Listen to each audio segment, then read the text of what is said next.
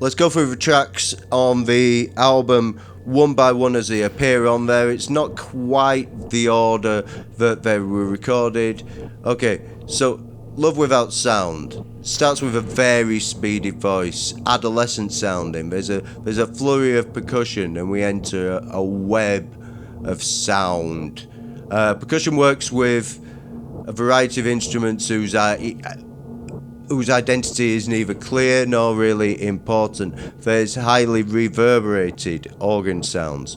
Vorhaus overdubbed multiple tracks of his double bass playing in different registers and at different speeds on the tape recorder to make them sound like a full string section. Then the song breaks down into a truly astonishing soundscape. There's a heart beating loudly, electronic crickets doing their thing.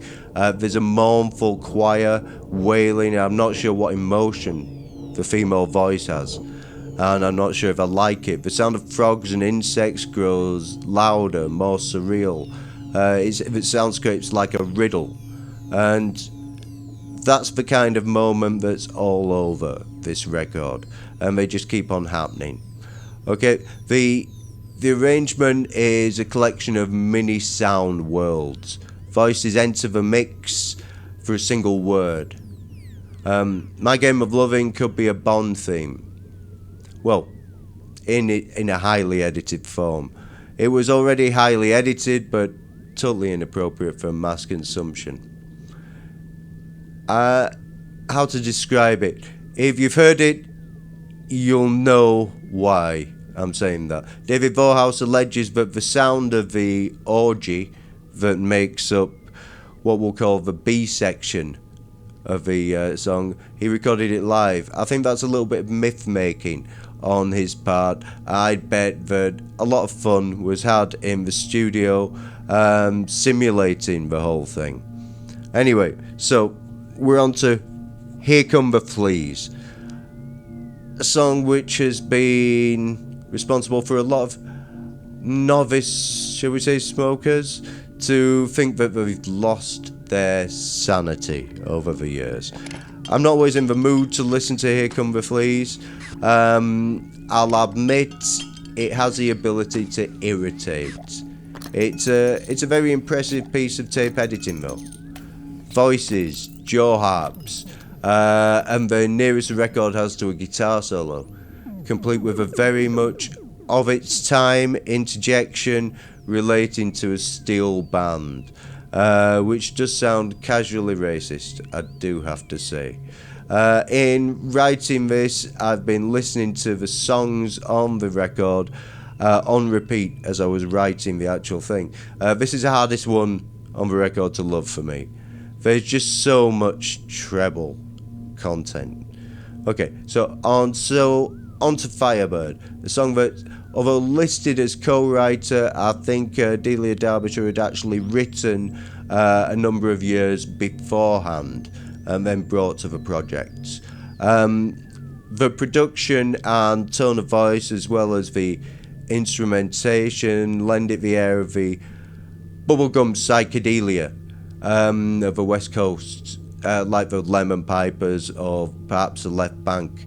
But this is a version of that aesthetic stripped of guitars. And Delia's trusty Spin-It was doing just about the only jangling on there.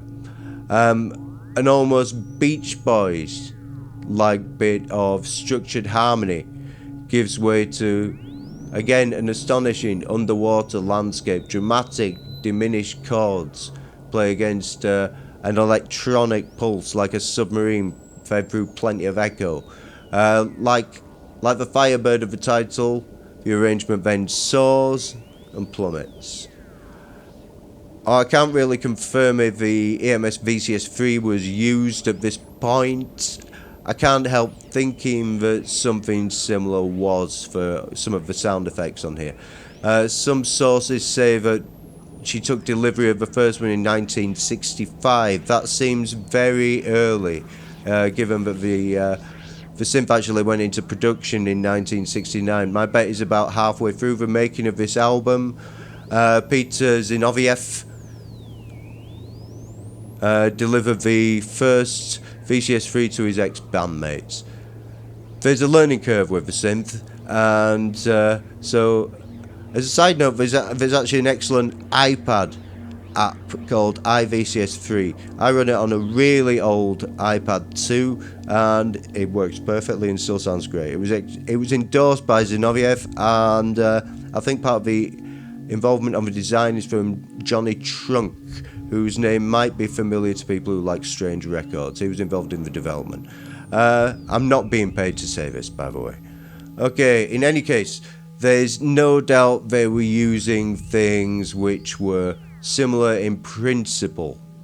Oscillators, filters, LFOs controlling the panning of tracks. Either Zinoviev at EMS or jerry-rigged through schemes devised by Derbyshire and Hodgson and electronically realised by Vorhaus. Just like it's often difficult to tell what instrument is which, it's impossible to say what actual gear is being used here. They were using things soldered together, filters, oscillators, and in true rock and roll fashion, they spent their advance on resistors and transistors. So, your hidden dream starts off with what could be a Doctor Who kind of sound effects bubbling through the ether. This is another Twisted Torch song again, very European in feel. The whispered AMSR style vocals are laid over each other intricately, and they make a tapestry of sounds.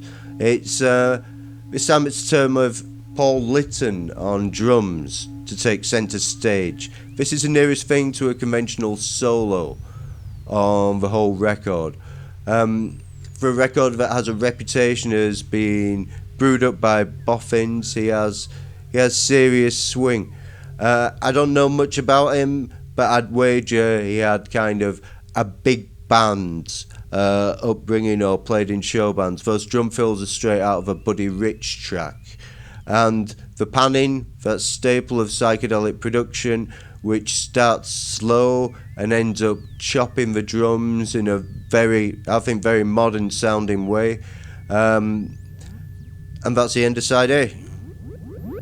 So, opening the Visitations took a full 3 months.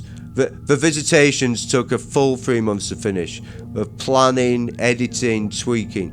It's a deeply disquieting piece of music. It's set around the victim of a road accident who returns as a ghost, and it has full-on simulations of traffic, the accident itself, performed with primitive synths years before Kraftwerk's Autobahn. The female voices that were playful on the first side of the record are mournful, crying. It all feels hyper real, hyper emotional. The song's a little like a musical radio drama. At 11 minutes, there's time to stretch out and use the maximum amount of sonic tricks to flesh out this track.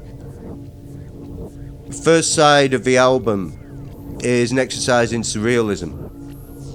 Songs are constructed from disparate juxtapositions of sound. It's a fun everything including the kitchen sink approach, but on the Visitations a more cohesive approach was applied to the music. If I was to hazard a guess at when the VTS3 turned up, I'd say it was before this track was recorded, and some of the time was used getting to grips with the device. The traffic simulation certainly sounds to me like it's a number of VCS3 loops. In any case, time was now becoming critical. Island Records came knocking. They wanted their psychedelic album, even though the psychedelic hippie party was dead on its feet. There were threats of legal action from Chris Blackwell at Island, so but the album wasn't actually finished. So what Vorhaus, Derbyshire and Hodgson did was set up a session with the drummer and basically recorded a long tape loop and worked through the night, adding sound effects to the nightmarish black mass, an electric storm in hell. It's kind of make weight on the album, to be honest. I wish they'd been given as much time as, say, the Stone Roses got to record their second album, to record the first album. Maybe by 1972 we would have had a double album of absolutely incredible work. In any case, this is the end of another episode. You might have noticed I had a problem with the video on this, so I've kept it very simple and just put the track titles up, partly in the spirit to just make things faster, because I'm wanting to get this video over with now. But in the last part we're going to be talking about the reception that the record had, and some of the influence that it's had on artists through the years. Okay, so thanks for watching. Please like, subscribe, share, comment, all that business, and speak to you soon. Thanks a lot. Bye.